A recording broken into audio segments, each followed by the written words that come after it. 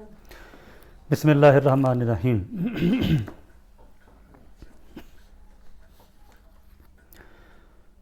اللہم صلی علی سیدنا محمد وعلی آلہ و اصحابہ اجمعین، اما بعد۔ در مسلماناں مجو آں ذوق و شوق، آں یقین آں رنگ و بو، آں ذوق و شوق، عالماں از علم قرآن بے نیاز، صوفیاں در رندہ گرگ، در رندہ گرگ و منہ دراز، گھر کے اندر خان کہاں ہائے و ہوست، کو جواں مردے کہ صحبہ در کدوست، ہم مسلمانان افرنگی معاب، چشمہ کوثر بجویند از سراب، بے خبر از سر دین اند ای ہما، اہل کی اند ای ہما، در مسلمانہ مجو آں ذوق و شوق۔ ترجمہ کیا ہے؟ مسلمانوں میں، مطلب آج کے مسلمانوں میں یا اس دور کے مسلمانوں میں، مجو تلاش نہ کر، لفظی معنی ہے مجو، میم نفی کے لیے، اور جو جستن، جو معنی تلاش کرنا، جو آئندہ سے اس میں فاعل بنتا ہے، جو آئندہ تابندہ، ڈھونڈنے والا پا لیتا ہے، جس کا معنی کرتے ہیں۔ آں ذوق و شوق، وہ ذوق و شوق، آں یقین، وہ یقین، اور وہ رنگ، وہ بو، اور وہ ذوق و شوق۔ عالماں از علم قرآن بے نیاز، علماء جو ہیں وہ قرآن کے علم سے بے نیاز ہیں، بے پرواہ ہیں۔ صوفیاں در رندہ گرگ، در رندہ چیرنے پھاڑنے والا، یہ ہم جسے درندہ کہہ دیتے ہیں، رے پر شد پڑی جاتی ہے، اصل جو فارسی ہے اس میں در رندہ۔ گرگ کہتے ہیں بھیڑیے کو، در رندہ گرگ، چیرنے پھاڑنے والا بھیڑیا۔ منہ دراز، منہ بال، دراز لمبے۔ علماء جو ہیں وہ قرآن کے علم سے بے پرواہ ہیں، اور صوفی لوگ چیرنے پھاڑنے والے بھیڑیے اور لمبے لمبے بالوں والے ہیں، یہ لفظی معنی ہے۔ مسلمانوں میں وہ ذوق و شوق تلاش نہ کر۔ یہاں ایک بات تو یہ ہے کہ ظاہر ہے اقبال کا بہت زیادہ رجحان جو ہے وہ اپنے اسلاف کی طرف رہتا ہے، گزشتہ زمانہ، اپنا خوش نصیب ماضی، ترقی یافتہ ماضی، اس کو وہ یاد کرتے ہیں۔ مسلمانوں کا وہ سنہری دور، جنہیں ہم قرون اولیٰ کا جسے ہم قرون اولیٰ کہتے ہیں، اسے یاد کرتے ہیں، اور ان کی خواہش بھی یہی ہے کہ آج کے مسلمان بھی اپنے اسلاف کا تتبع کریں، ان کی اتباع کریں، اور ان میں وہی خوبیاں پیدا ہو جائیں جو ہمارے اسلاف میں تھیں۔ اس لیے اس دور کا اور موجودہ دور کا عام طور پر موازنہ کرتے ہیں، اور پھر عام طور پر مایوسی کا اظہار بھی کر دیتے ہیں کبھی، اور پریشان بھی ہو جاتے ہیں کہ ہمارا وہ دور بڑا سنہری دور تھا، بڑا اچھا دور تھا، اور آج کا دور جو ہے ہمارا یہ ایک تنزل کا شکار ہے. خواہش بھی ابھرتی ہے ان کے سینے میں کہ کاش آج کے مسلمان پھر اسی طرح ہو جائیں جس طرح پہلے تھے، اور ہمیں وہی سعادتیں نصیب ہو جائیں جو پہلے مسلمانوں کو تھیں. اس لیے عام طور پر وہ یاد کرتے ہیں، خواہش رکھتے ہیں، تمنا کرتے ہیں کہ ہم اسی طرح کے ہو جائیں، اور نا امیدی کا اظہار بھی کرتے ہیں کہ وہ خصوصیات جو ہمارے اسلاف میں پائی جاتی تھیں وہ آج کے مسلمانوں میں نہیں پائی جاتی ہیں. جب کہتے ہیں کہ تلاش نہ کرو، ڈھونڈو نہیں ان خوبیوں کو، تو مطلب کیا ہے کہ آج کے مسلمانوں میں وہ خوبیاں موجود نہیں ہیں. ان صفات سے آج کے مسلمان محروم ہو چکے ہیں. لفظ جو ہے نا اس کا معنی ہوتا ہے وہ. عربی میں اس کے لیے جو لفظ استعمال ہوتا ہے وہ بین ہی اس کا معنی بھی ہم اسی طرح کرتے ہیں. مثلا ہوا کا معنی، ہوا ضمیر استعمال کر دیتے ہیں کہ وہ. ذالکا کا لفظ بھی استعمال کر دیتے ہیں، اس میں اشارہ، اس کا معنی بھی وہ ہوتا ہے. یہ ایک یہاں لفظی معنی مراد نہیں لیں گے ہم، یہ ایک کنایہ ہے، اشارہ ہے اس چیز سے کہ پہلا جو دور تھا نا وہ بڑا اچھا تھا. جب ہم کہتے ہیں کہ اب وہ باتیں نہیں رہیں، اب وہ باتیں بھول جاؤ، وہ زمانہ نہیں رہا ہے، تو یہ لفظ جو وہ ہوتا ہے نا اس میں تعظیم کا مطلب پایا جاتا ہے کہ وہ گزشتہ دور بڑا پر عظمت تھا.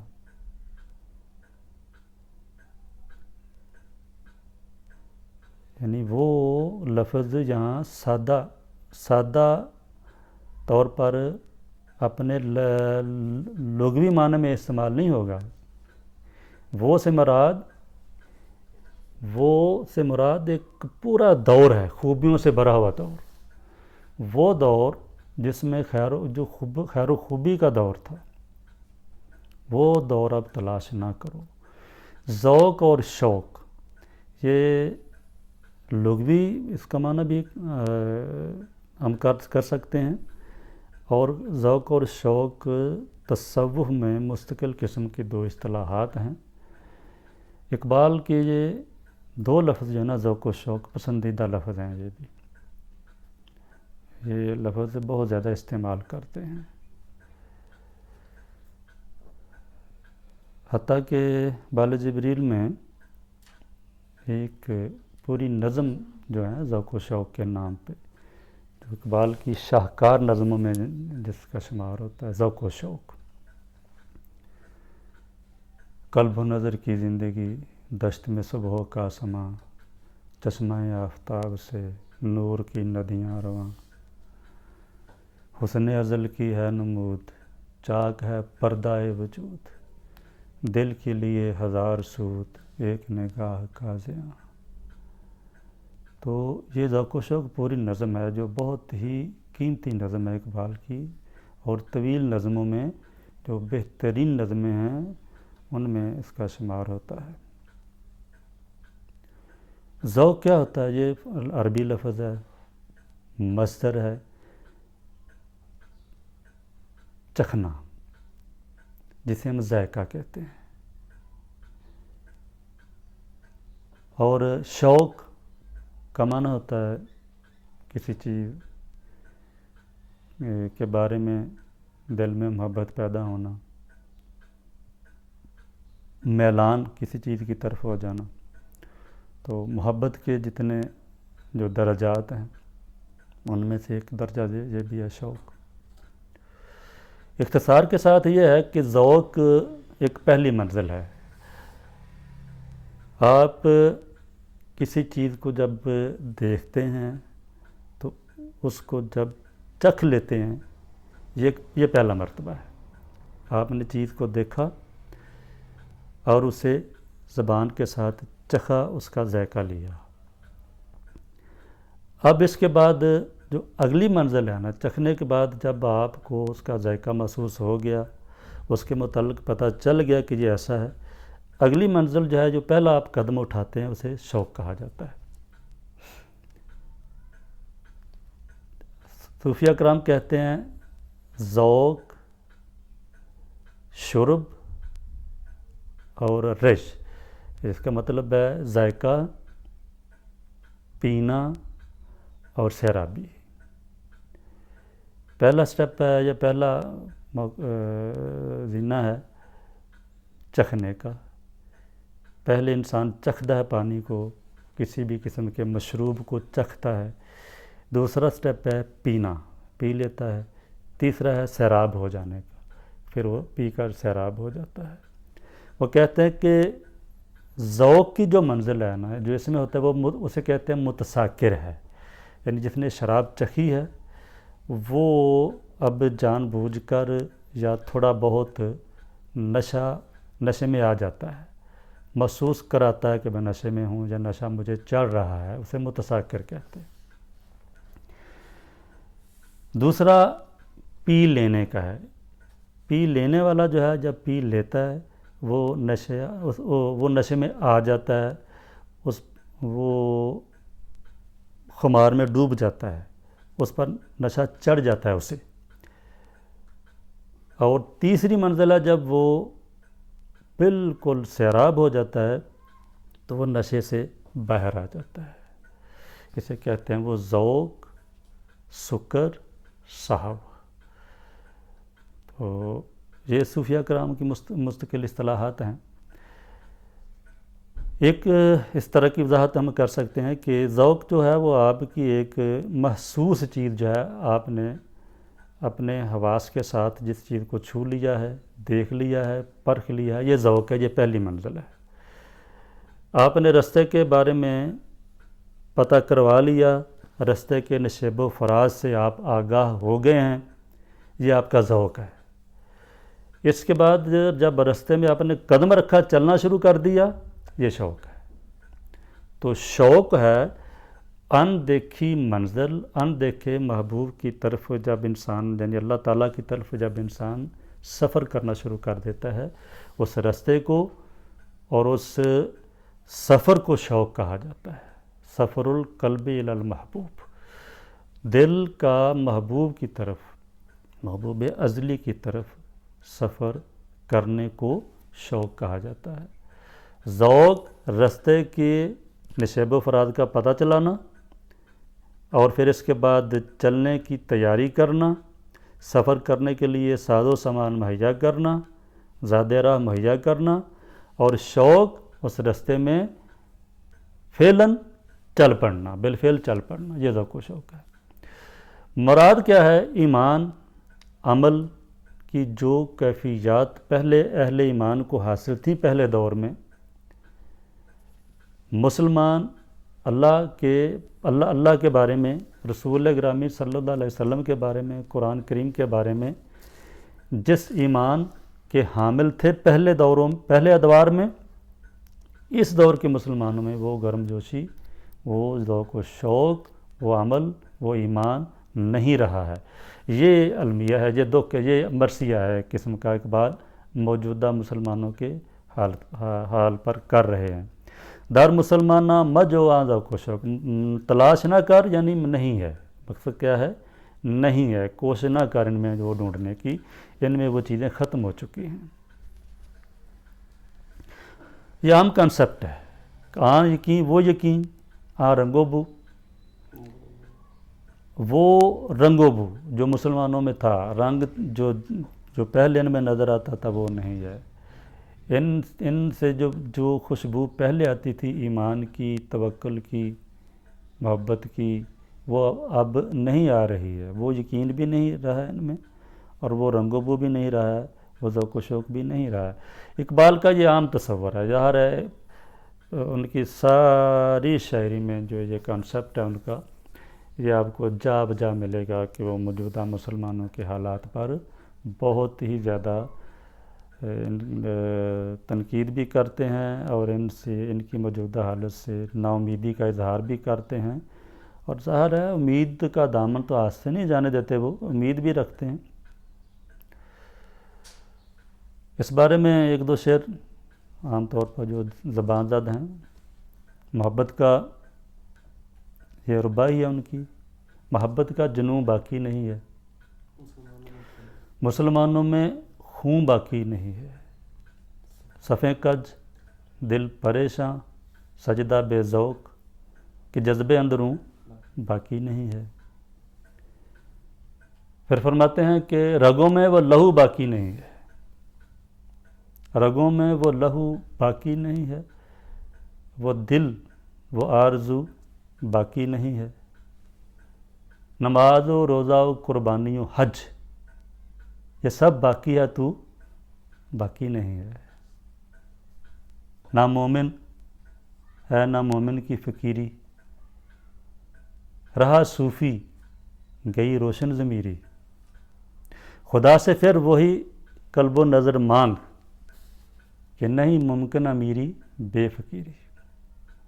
تو اس طرح کی بہت زیادہ ان کے شعر ہیں جن میں وہ موجودہ مسلمانوں کے حالات سے مایوس بھی نظر آتے ہیں اور پریشان بھی ہوتے ہیں دیکھ کر۔ یہ ان کا عام مضمون ہے۔ در مسلمان نام جو آن ذوق و شوق، آن یقین آن رنگ و بو آن ذوق و شوق۔ اب علیحدہ علیحدہ پہلے تو ایک مجموعی طور پر حکم لگا دیا انہوں نے، مجموعی تبصرہ کر دیا ہے کہ مجموعی طور پر مسلمانوں کی حالت یہ ہے۔ پہلے نمبر پہ آ جاتے ہیں علماء کرام، عالمہ از علم قرآن بے نیاز۔ علماء کرام جو ہیں وہ قرآن کے علم سے بے نیاز ہیں۔ اس کی سادہ سی مثال یہ ہے کہ قرآن کا حوالہ ہم بہت کم دیتے ہیں۔ اب تو بہت زیادہ فرق پڑ گیا ہے۔ آج جس دور میں اقبال نے یہ باتیں کہی ہیں، اس دور میں قرآن کریم کا یا حدیث شریف کا حوالہ بہت کم دیا جاتا تھا۔ عام طور پر فقہ کی کتابوں کا حوالہ دیتے تھے کہ جب آپ نے کوئی مسئلہ ڈھونڈنا ہے، آپ سے کوئی سوال ہوا تو وہ دیکھتے تھے کہ فقہ کی کتاب میں کیا لکھا ہے، یا امام فلاں امام کا اس مسئلے کے بارے میں کیا قول ہے، ان کی کیا رائے ہے۔ اب بھی ہے بہت زیادہ، لیکن باہر کا نسبتاً بڑا فرق پڑ گیا ہے۔ اب کم از کم یہ ہے کہ قرآن کی طرف کافی حد تک رجوع ہو چکا ہے لوگوں کا۔ کہتے ہیں عالم علماء جو ہیں یہ از علم قرآن بے نیاز ہیں، بے پرواہ ہیں۔ انہیں نہیں پتہ، پرواہ نہیں کرتے کہ قرآن کریم کیا کہتا ہے، اس میں قرآن کریم کے اس بارے میں ہدایت کیا ہے، قرآن کریم ہمیں اس بارے میں کیا رہنمائی کرتا ہے۔ اس طرح بہت کم آتے ہیں۔ بس وہ عام طور پر قرآن کریم کے بارے میں جو کچھ لکھا گیا ہے، یا مسئلے مسائل کی کتابیں جو ہیں جنہیں ہم فقہ کی کتابیں کہتے ہیں، ان کتابوں کے ارد گرد ہی گھومتے رہتے ہیں۔ اور پھر یہ ہے کہ جنہیں ہم منطق کہتے ہیں، فلسفہ کہتے ہیں، جنہیں ہم عقلی علوم کہتے ہیں، ان کتابوں کے ارد گرد گھومتے رہتے ہیں۔ زیادہ توجہ ان کی انہی مسائل کی طرف ہے، انہی علوم کی طرف وہ بہت زیادہ توجہ رکھتے ہیں۔ قرآن کریم کا علم جو ہے اسے سیکھنے کی بہت کم کوشش کرتے ہیں، بے نیاز ہیں، بے پرواہ ہیں، اس کی پرواہ ہی نہیں کرتے وہ۔ نمبر دو، دوسرے نمبر پر آتے ہیں صوفیہ کرام۔ صوفیہ کرام کے بارے میں کہتے ہیں کہ درندہ گرگ بن چکے ہیں، بھیڑیا چیرنے پھاڑنے والا بھیڑیا۔ بھیڑیا اور بھیڑ کی عام طور پر مثالیں دی جاتی ہیں کہ ایک طرف بھیڑ ہے سیدھی سادھی سی، معصوم سی، تو وہ عام طور پر بھیڑیے کا شکار بن جاتی ہے۔ ظاہر ہے بھیڑیا چالاک ہے، ہوشیار ہے۔ یہ کہتے ہیں کہ یہ صوفیہ کرام جو ہیں انہوں نے زلفیں تو بہت لمبی رکھی ہوئی ہیں، زلفیں سنوارتے ہیں، بڑے بڑے بال رکھے ہوئے ہیں، اور لباس جو ہے ان کا بھیڑوں والا ہی ہے، بظاہر بھیڑ ہی لگتے ہیں۔ ان کا انداز، ان کی گفتگو اور ان کی تبلیغ وغیرہ جو کچھ بھی ہے، ان کا انداز تو بھیڑوں والا ہی ہے۔ محسوس یہی کراتے ہیں کہ ہم بے لوث لوگ ہیں، بے لاگ لوگ ہیں، ہم بے ضرر لوگ ہیں، لیکن ان کا کردار بھیڑیوں والا ہے۔ یہ معصوم لوگوں کو لوٹتے ہیں، معصوم لوگوں کو کی معصومیت اور سادگی کو ایکسپلائٹ کرتے ہیں۔ صوفیوں کا حال یہ ہے کہ یہ بال تو لمبے لمبے رکھ رہے ہیں کہ رسول اللہ صلی اللہ علیہ وسلم کے بال لمبے تھے، ان کی زلفیں لمبی تھیں، اس لیے یہ بھی بال لمبے لمبے رکھتے ہیں، لیکن درندہ گرگ ہیں۔ اندرونی صفات ان کی یہ ہیں کہ یہ درندہ گرگ ہیں، یہ چیرنے پھاڑنے والے بھیڑیے ہیں۔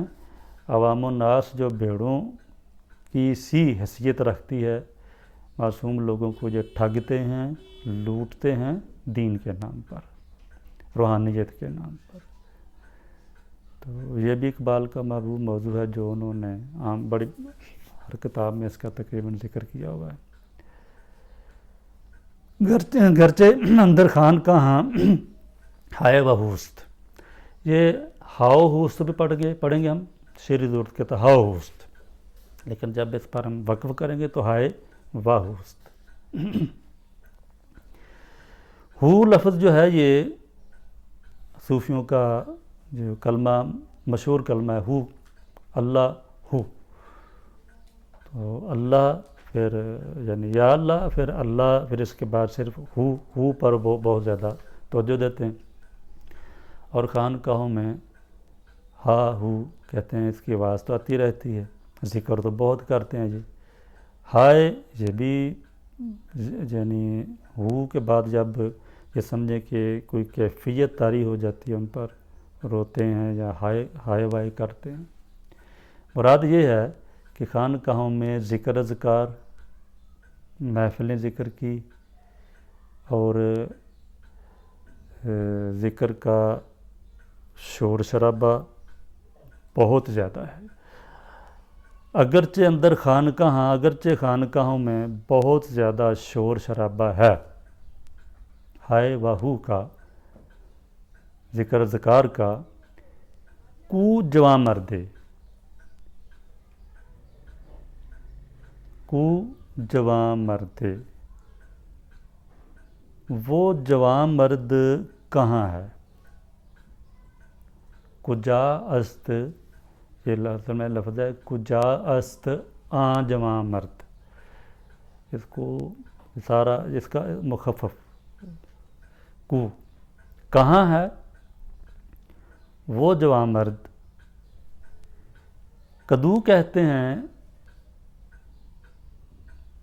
گھڑے کو، مٹکے کو،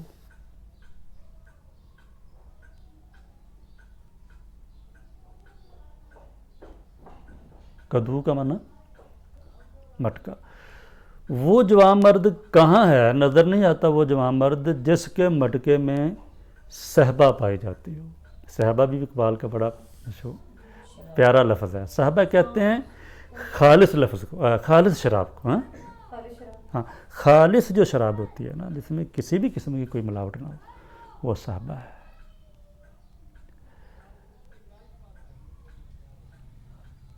خانقاہوں میں ذکر اذکار تو بہت ہے، شور شرابہ تو بہت ہے ہائے ہو کا، لیکن وہ جوان نظر نہیں آتا، وہ نوجوان نظر نہیں آتا جس کے مٹکے میں خالص شراب ہو۔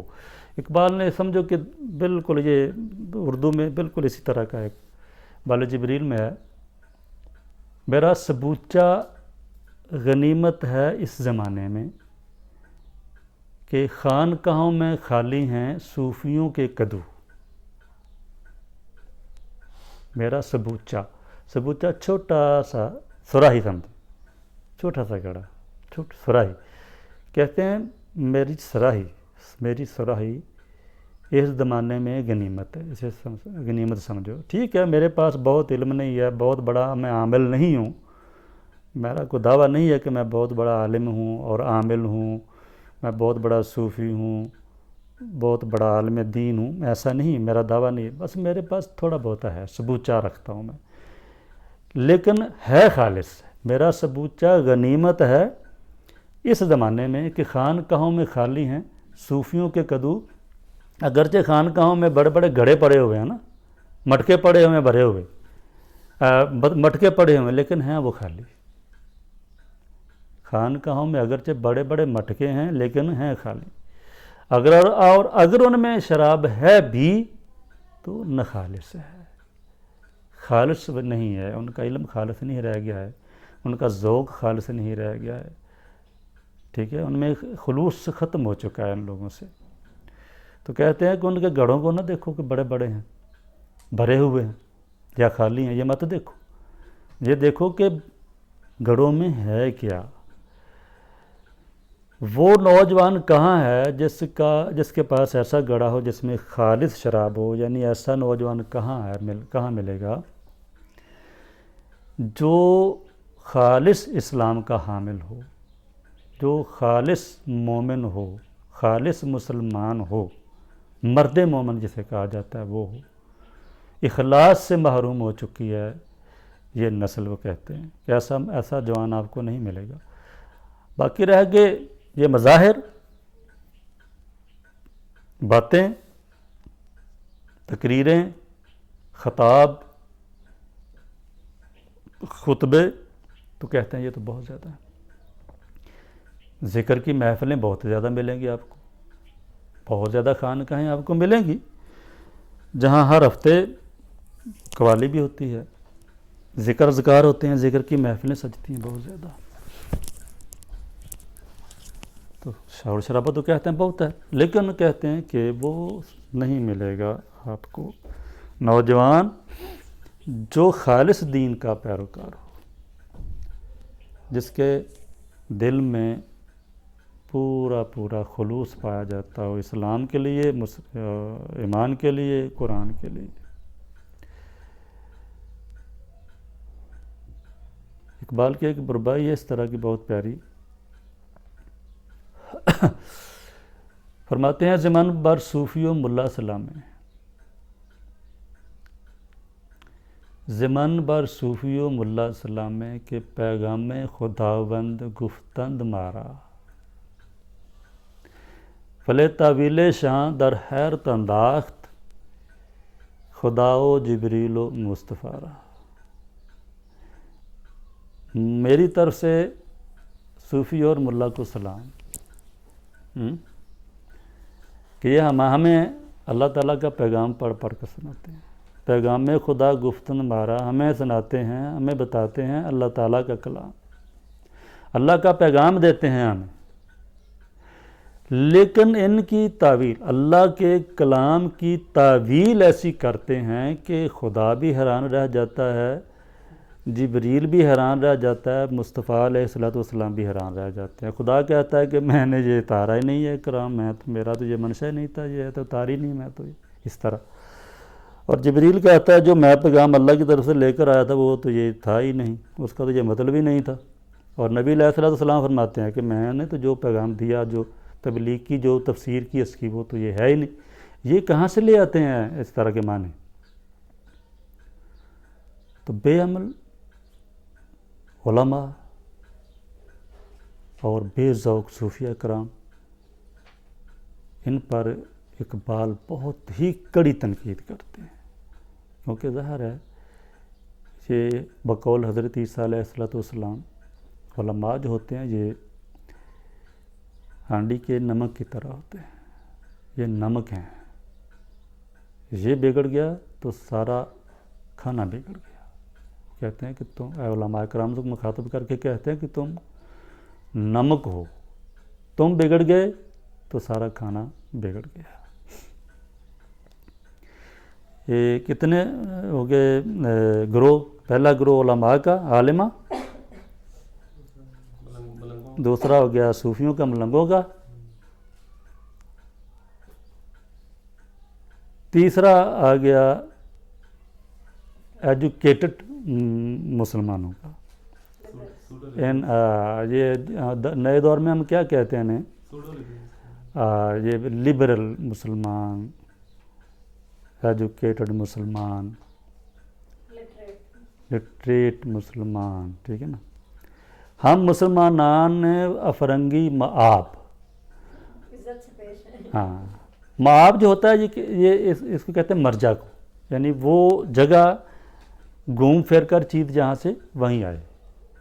رسالت مآب ہم نبی علیہ الصلوۃ والسلام کے لیے لفظ استعمال کرتے ہیں، رسالت مآب صلی اللہ علیہ وسلم. اس کا مطلب ہوتا ہے کہ رسالت وہ جگہ، وہ موقع محل جہاں رسالت نے گھوم پھر کے آ کے ختم ہو جانا ہے. رسالت لوٹ کر جہاں چلی جاتی ہے، تو نبی علیہ الصلوۃ والسلام مآب ہیں رسالت کا. رسالت جو جہاں سے بھی چلی، جہاں بھی آ کر ختم ہوئی، وہ رسول اللہ صلی اللہ علیہ وسلم کی ذات گرامی ہے، وہاں آ کر ختم ہو گئی. کہیں سے بھی چلے رسالت وہاں گھوم پھر کر آ جائے گی. تو یہ مآب، یہ کہیں بھی لگ سکتا ہے مآب. تو اقبال نے فرنگی مآب ہیں تو مسلمان، لیکن جب یہ گھوم پھر کرنا آتے وہیں ہیں جہاں انگریزوں کی تعلیم ہوں، انگریزوں کے کانسیپٹ ہوں، انگریزوں کے تصورات ہوں، انگریزوں کی رہنمائی ہو. یہ فرنگی مآب مسلمان، وہ مسلمان جنہیں ہم مغرب زدہ مسلمان کہتے ہیں. جدید تہذیب کے دل دادا مسلمان جنہیں کہا جاتا ہے، مغربی مسلمان، مغرب زدہ مسلمان کہا جاتا ہے، یورپ زدہ مسلمان کہتے ہیں. یعنی کئی بھی بہت زیادہ تعبیریں ہیں اس کی. مراد یہی ہے کہ وہ لوگ جو کلمہ تو پڑھ چکے ہیں نبی علیہ الصلوۃ والسلام کا، مسلمان ہونے کا اقرار تو کر چکے ہیں، لیکن ان کے سوچنے کا انداز اور ان کی رہت بہت، ان کی بود و باش، ان کا طرز معاش سارے کا سارا انگریزوں جیسا ہے.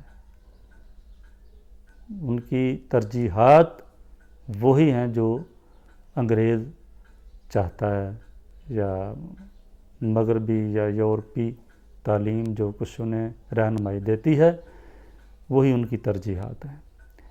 تو اقبال نے ان کے لیے لفظ ارشاد استعمال فرمایا ہے، افرنگی مآب. تیسرا گروہ ہے وہ ان مسلمانوں کا جو افرنگی مآب ہیں.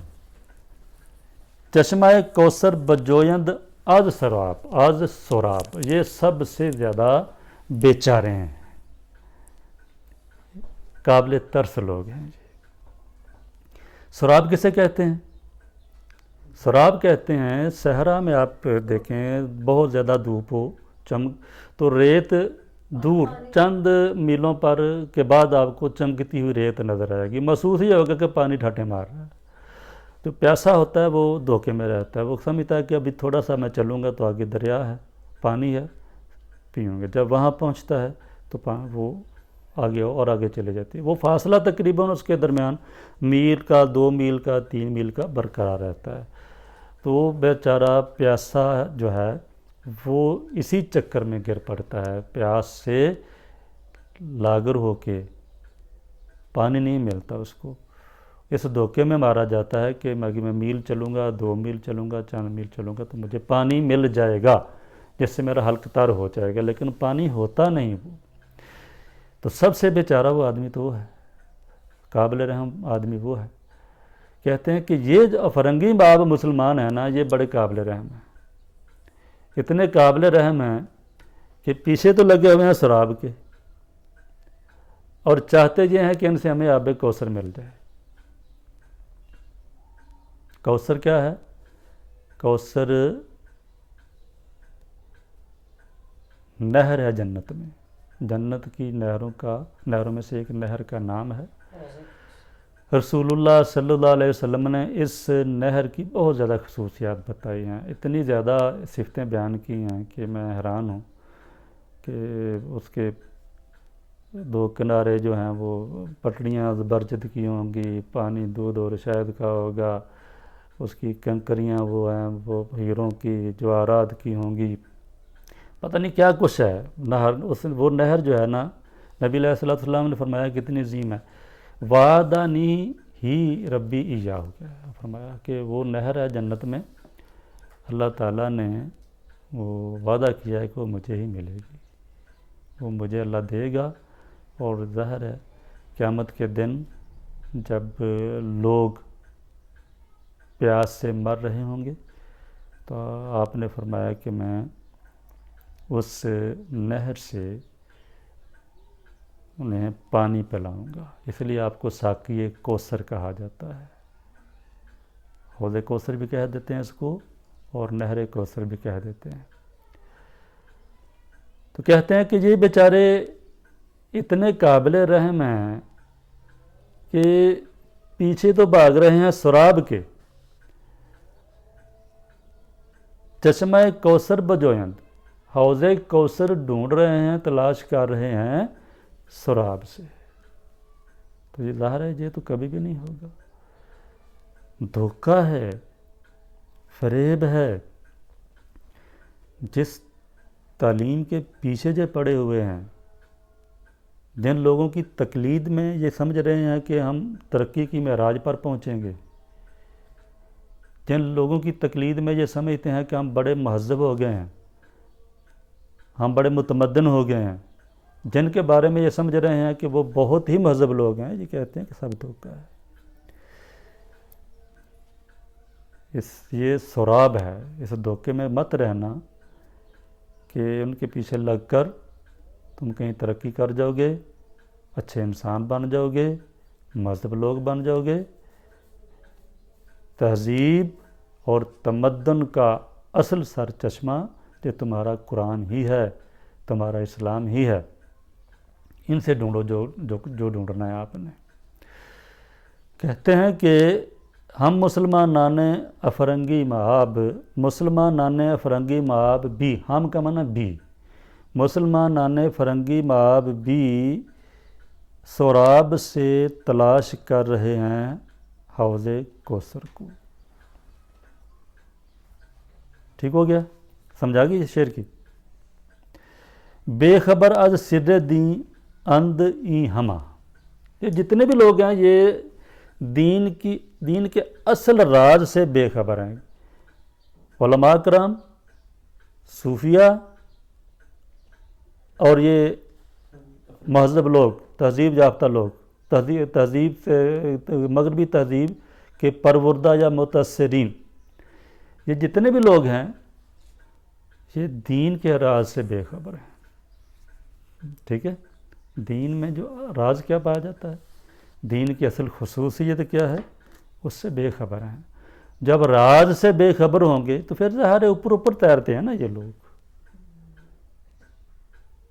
تہ میں کیا پایا جاتا ہے وہاں تک تو جانے کی کوشش نہیں کرتے، اوپر تیرتے ہیں اور بے عمل لوگوں کو دیکھتے ہیں، بدنیت لوگوں کے پیچھے لگ جاتے ہیں، اور پھر کہتے ہیں کہ دین میں کیا ہے، دین تو اس دور کے تقاضوں کے ساتھ ہم آہنگ ہی نہیں ہے، دین تو ساتھ ہی نہیں دے سکتا اس دور کے تقاضوں کا۔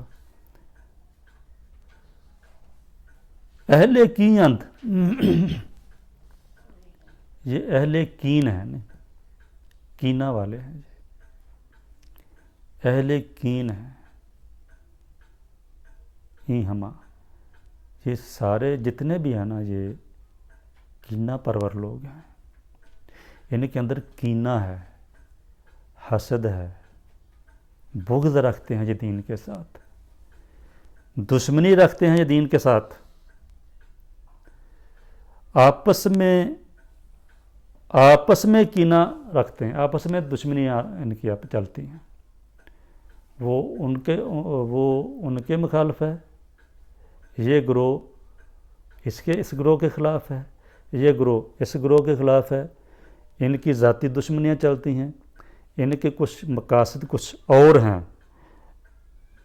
ان مقاصد کو حاصل کرنے کی غرض سے آپس میں لڑتے ہیں ایک دوسرے، یہی وجہ ہے کہ ایک دوسرے سے حسد رکھتے ہیں، بغض رکھتے ہیں، کینہ رکھتے ہیں، دشمنیاں پالتے ہیں، یہ آپس میں ایک دوسرے کے دشمن ہیں۔ یہ اہل کی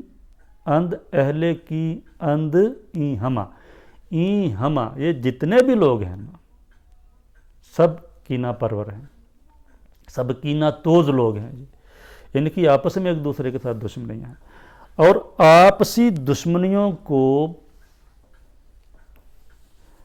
پروان چڑھاتے ہیں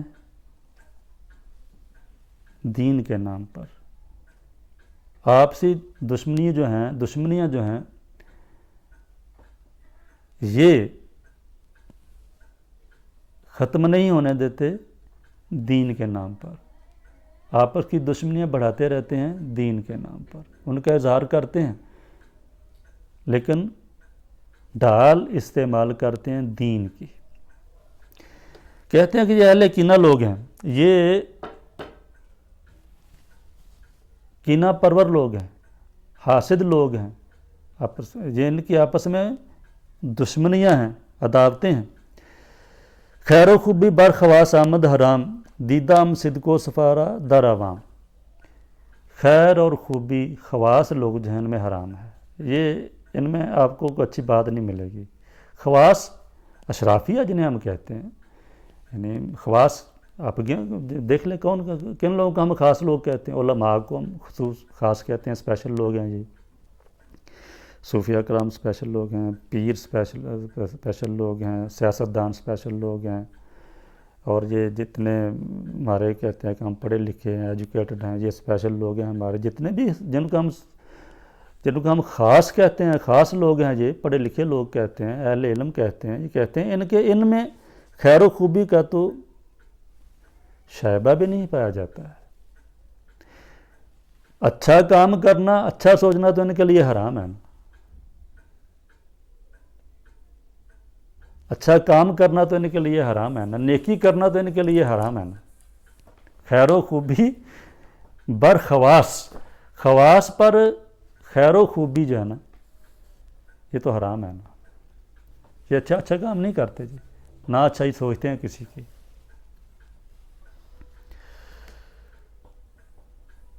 دیدام صدق و سفارہ در عوام. دیدام صدق و سفارہ, صدق سچائی اور صفائی, دل کی صفائی, دل کے اندر دل کا صاف ہونا, دل کا سچا ہونا. یہ کہتے ہیں میں نے عوام میں دیکھا ہے. پچھلے بندے آپ نے کیا پڑھا, سالہ اندر جہاں گردیدام نام پر چشمے منامہ کم دیدام. میں نے سالہ سال سیاحت کی ہے, گھما پھرا ہوں میں دنیا میں. جو منم لوگ ہیں نا, خواص لوگ ہیں, دولت مند لوگ ہیں, یعنی کہ آنکھوں میں کبھی نمی نہیں دیکھی میں نے.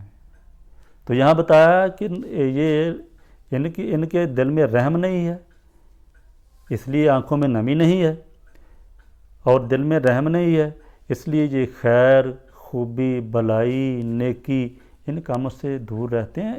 صرف یہ نہیں کہ یہ ان کاموں کے کرنے کے لیے ان کے دماغ میں کوئی آئیڈیا نہیں آتا ہے, کوئی سوچ نہیں آتی, یہ حرام سمجھتے ہیں ان چیزوں کو.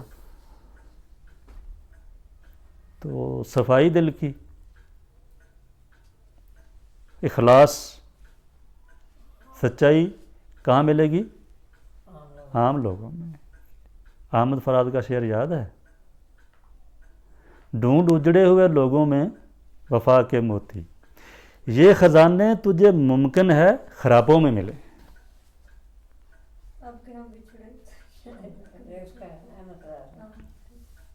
بہت بہت پیارا شعر ہے. خزانے جو ہوتے ہیں عام طور پر کھنڈرات میں ملتے ہیں. لوگ کھنڈرات کی کھدائی کرتے ہیں تو دبے ہوئے خزانے مل جاتے ہیں, سونا مل جاتا ہے, ہیرے جواہر مل جاتے ہیں. کہتے ہیں کہ یہ اجڑے ہوئے جو گھر ہوتے ہیں, اجڑے ہوئے جو دیار ہیں نا, اجڑے دیار, کھنڈرات, خزانوں کے ملنے کا امکان وہاں ہوتا ہے. بڑے پورے گھروں میں تو کچھ نہیں ملتا نا. تو یہ عوام جو لوٹے پوٹے ہوتے ہیں ان میں اخلاص مل جاتا ہے آپ کو, ان میں صدق و صفا مل جاتا ہے. اس لیے اجڑے ہوئے لوگوں میں ڈھونڈو خزانے, وفاداری ان میں مل جاتی ہے آپ کو.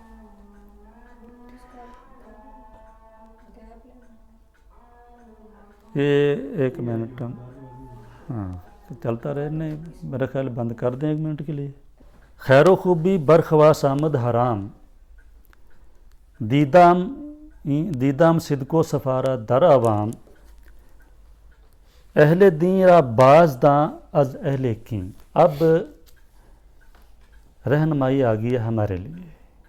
ہمیں کہہ رہے ہیں کہ اہل دین اور اہل کین برابر ہیں، ایک دوسرے کے آمنے سامنے کھڑے ہیں. یہ اہل دین ہیں یا اہل کین ہیں؟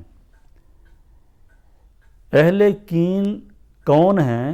ان کے مقابلے میں جو اہل دین کھڑے ہیں ان کی پہچان کرو. اہل دین کو بعض داں پہچانو، ان کی پہچان کرو. از اہل کین کے مقابلے میں ہم نشین حق بجو با او نشین. حق کے جو ہم نشین ہیں وہ لوگ جو حق کے ساتھ بیٹھتے ہیں، اہل حق کے ساتھ بیٹھتے ہیں، وہ لوگ جو حق اللہ کے ساتھ بیٹھنے والے ہیں، اللہ کے ہم نشین ہیں، بجو انہیں تلاش کرو. ہم نشین حق بجو تلاش کرو، بجو نہ تلاش کرو، اوپر لفظ جو ہے نا، باؤنشی ان کے ساتھ بیٹھو. پہلی بات یہ ہے کہ یہ کہتے ہیں کہ یہ جتنے ان لوگوں نے لبادے اوڑے ہوئے ہیں، کسی نے علم کا لبادہ اوڑا ہے، کسی نے تصوف کا، کسی نے روحانیت کا، کسی نے پیری مریدی کا، کسی نے تہذیب کا، تمدن کا، ثقافت کا، سیاست کا. یہ مختلف لبادے اوڑھ کے آپ کے سامنے آتے ہیں. یہ لوگ آپ کو گمراہ کرتے ہیں، آپ کی سادگی کو ایکسپلائٹ کرتے ہیں. یہ لوگ آپ کی سادگی سے ناجائز فائدہ اٹھاتے ہیں. یہ لوگ تو حقیقت ان کی یہ ہے کہ یہ آپس میں ایک دوسرے کے دشمن ہیں، آپس میں ایک دوسرے کے ساتھ بہت زیادہ حسد رکھتے ہیں. اہل علم فقہا جنہیں کہا جاتا ہے، یہ پھر صوفیہ کرام، یہ پھر سیاستدان، یہ ان کی آپس میں اندرونی طور پر کتنی گہری دشمنیاں ہوتی ہیں، کتنے گہرے حسد ہوتے ہیں ان کے آپس میں.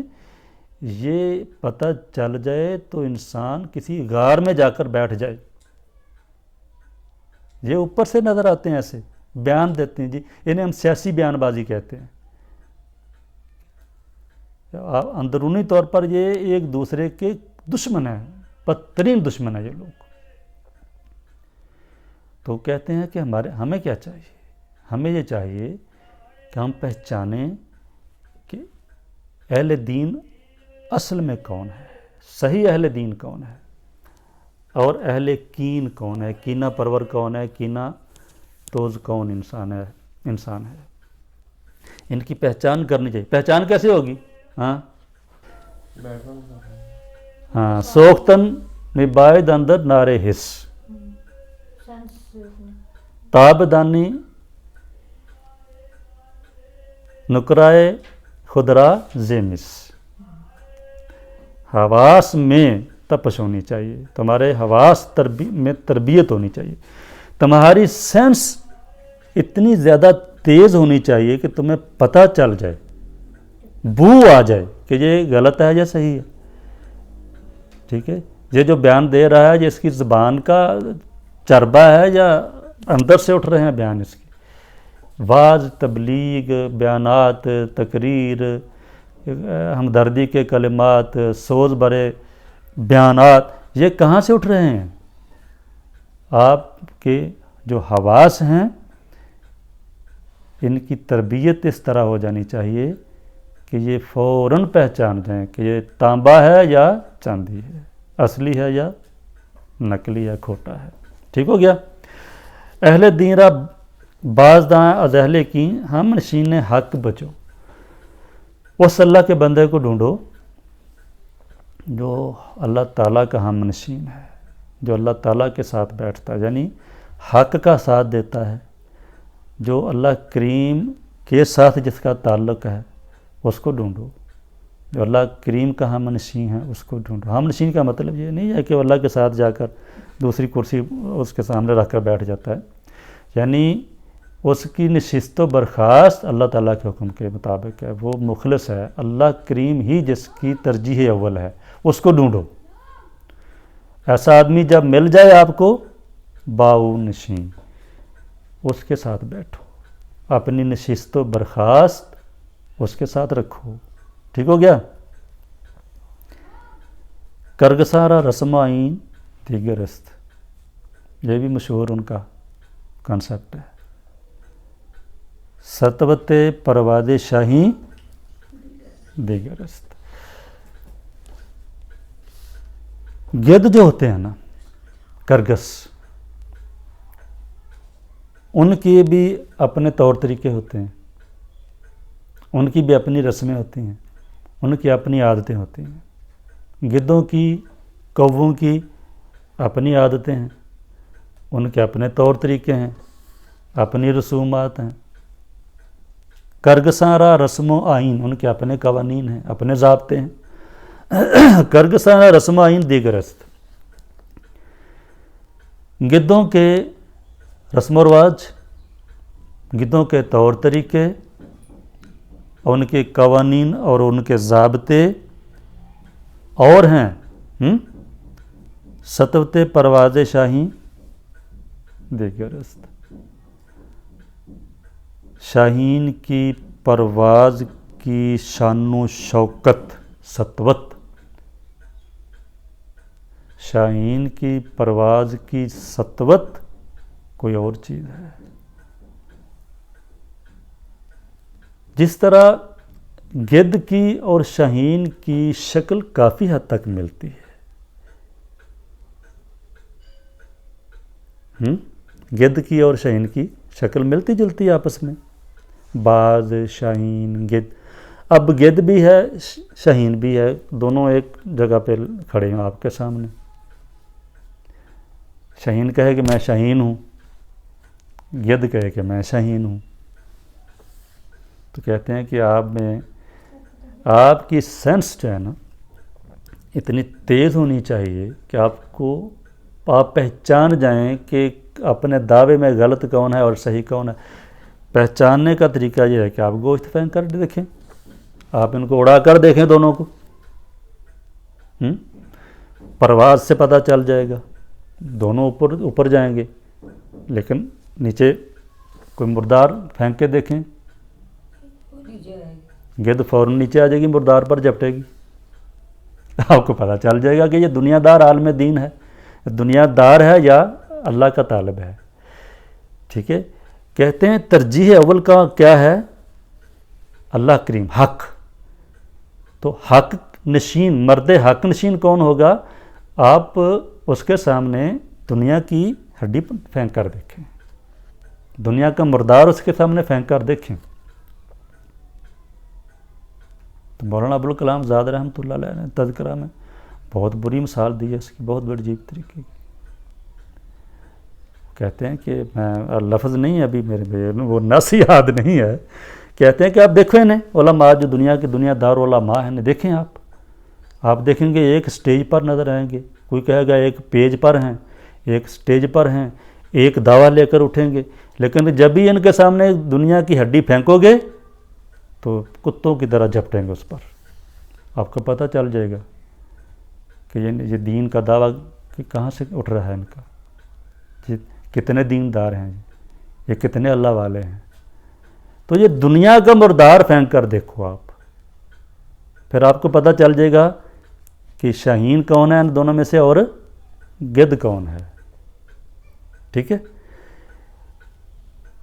گدھوں کی اپنی دنیا ہے، ان کے اپنے قوانین ہیں، ان کے اپنے ضابطے ہیں، ان کے اپنے رسم ہیں، ان کے اپنے دستور ہیں، ان کی اپنی عادتیں ہیں، ٹھیک ہے؟ آپ گدھوں کو ان کی عادتوں سے پہچان جائیں گے۔ کرگسا رسم آئین دیگر است، اور اس کے مقابلے میں ستوت پرواد شاہی دیگر است۔ اردو کا شعر بھی پڑھ سکتے ہیں آپ اس جگہ پر، پرواز ہے دونوں کی اسی ایک فضا میں، کرگس کا جہاں اور ہے، شاہین کا جہاں اور۔ وآخر دعوانا الحمدللہ رب العالمین، صلی اللہ وسلم یا رب علی حبیبک محمد و آلہ وصحبہ، آمین یا رب العالمین۔